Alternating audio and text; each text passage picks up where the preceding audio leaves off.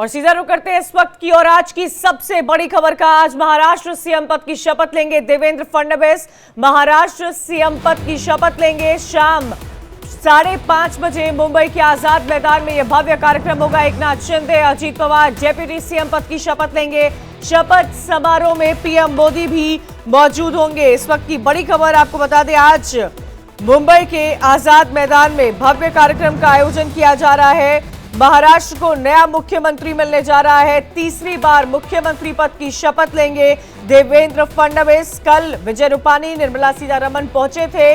निर्मला सीतारमण ने संबोधन भी किया था और कहा था कि जहां पर डबल इंजन की सरकार होती है वहां पर विकास साफ तौर पर देखने को मिलता है। महाराष्ट्र के अगले 5 साल का रोड मैप आज से ही तैयार किया जाएगा। महायुति की प्रचंड बहुमत के साथ सरकार बनने के बाद आखिरकार इस नाम का ऐलान हो गया है। देवेंद्र फडणवीस महाराष्ट्र के अगले मुख्यमंत्री।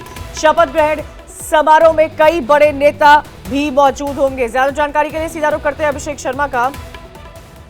अभिषेक, मुंबई से तस्वीरें सामने आ रही है। सड़कों को सजा दिया गया है। सड़कों पर भाजपा के झंडे नजर आ रहे हैं। देवेंद्र फडणवीस की बड़ी बड़ी होर्डिंग्स नजर आ रही है। उनका स्वागत किया जा रहा है। और क्या तैयारियां की जा रही है मुंबई में? शाम 5, 5:30 का वक्त बताया गया है। कौन कौन से बड़े नेता शामिल होने वाले हैं आज?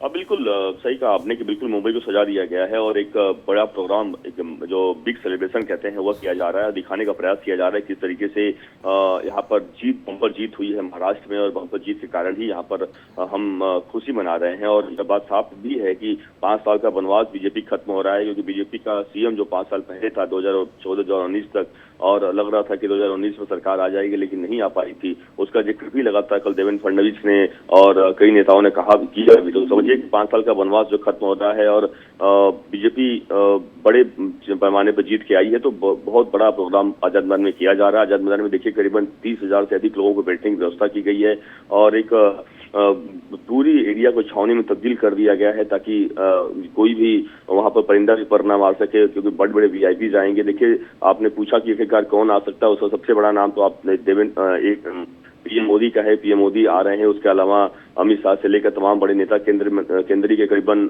15 से 20 मंत्री रहेंगे जो बड़े, वो शामिल होंगे इसमें। उसके अलावा 20-22 राज्यों के सीएम जो रहेंगे वह शामिल होंगे इसमें।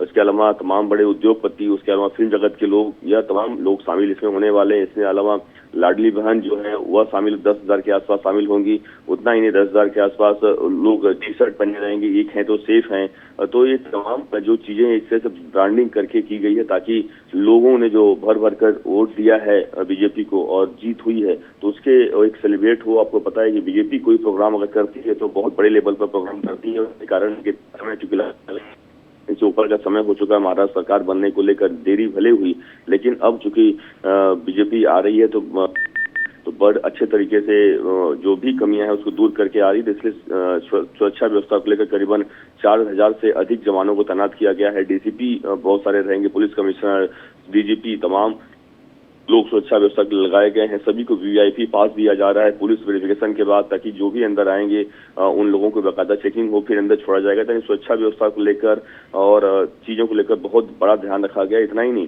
आपको बता दूं कि जो आसपास के रोड है, रोड भी बहुत सारे बंद कर दिए गए। आज दोपहर 12 बजे से लेकर शाम जब तक शपथ समारोह चलेगा तब तक खत्म नहीं हो जाता, तब तक पूरे रोड को ब्लॉक किया गया है जो आजाद मैदान के आसपास का एरिया है, यानी मेट्रो से। और यानी कि भव्य तैयारियां की जा रही है। तैयारियां को लेकर क्या कुछ हालात है? अभिषेक लगातार हमें बता रहे थे। अभिषेक बने रहिएगा, आगे भी आपसे इनपुट लेते रहेंगे। वहीं महाराष्ट्र में एकनाथ शिंदे ने देवेंद्र फडणवीस को शुभकामनाएं भी दी है। एकनाथ शिंदे ने देवेंद्र फडणवीस को शुभकामनाएं दी है। बीजेपी विधायक दल के नेता चुने जाने पर बधाई दी है। एकनाथ शिंदे ने वर्षा बंगले पर जाकर ये शुभकामनाएं दी है, साथ ही उन्हें भविष्य के लिए अपनी शुभकामनाएं भी दी है। आप देखिए, लंबे समय से ये कश्मकश में थे कि कौन आखिर महाराष्ट्र का अगला सीएम बनेगा। एकनाथ शिंदे यहां पहुंचे थे। एकनाथ शिंदे अपने गांव सतारा भी चले गए थे। उनकी तबीयत भी बीच में खराब हुई थी, लेकिन आखिरकार जब विधायक दल की बैठक होती है, विजय रूपानी, निर्मला सीतारमण पर्यवेक्षक के तौर पर मुंबई पहुंचते हैं और नाम का ऐलान किया जाता है, तो हर चीज और हर पद को स्वीकारते हुए एकनाथ शिंदे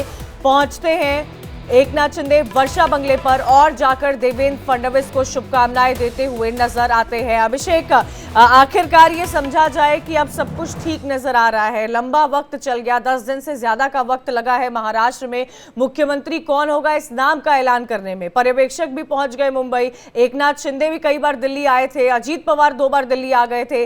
कई सारी बातें इन सब के बीच, इन सब दौरान सामने आई थी कि क्या सब कुछ ठीक है महायुति में या नहीं ठीक है। लेकिन घर जाकर बधाई देना, पद की बधाई देना, अगले मुख्यमंत्री को बधाई देना दर्शा रहा है कि हाँ अब तो सब कुछ सामान्य है।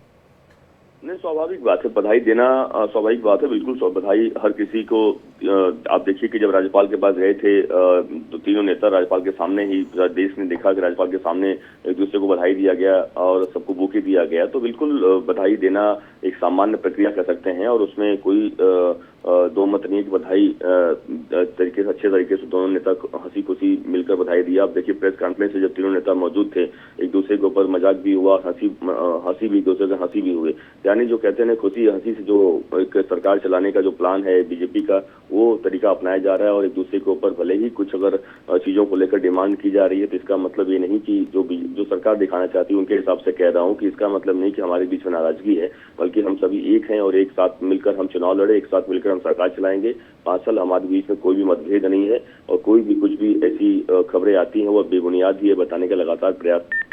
और ये बात भी सच है कि देखिए जिस तरह से जनता ने, महाराष्ट्र जनता ने 230 सीटें दी हैं, यानी 145 जादुई आंकड़ा उसको पार करके 230 सीटें मिला है। तो ये बात भी सच है कि अगर बीजेपी या फिर तीनों पार्टियों में बीच में कोई अगर मतभेद रहेगा तो फिर जनता भी सोचेगी कि हमने क्यों इतना बम्पर इनको जीत दिलाई, और अगर आपस में इन्हें लड़ना ही था तो कहीं न कहीं जो भी छोटी छोटी चीजें कुछ अगर आती है तो जरूर एक आपस में बातचीत करके हल हो जाता है और हल हुआ भी है, ये देखा गया है।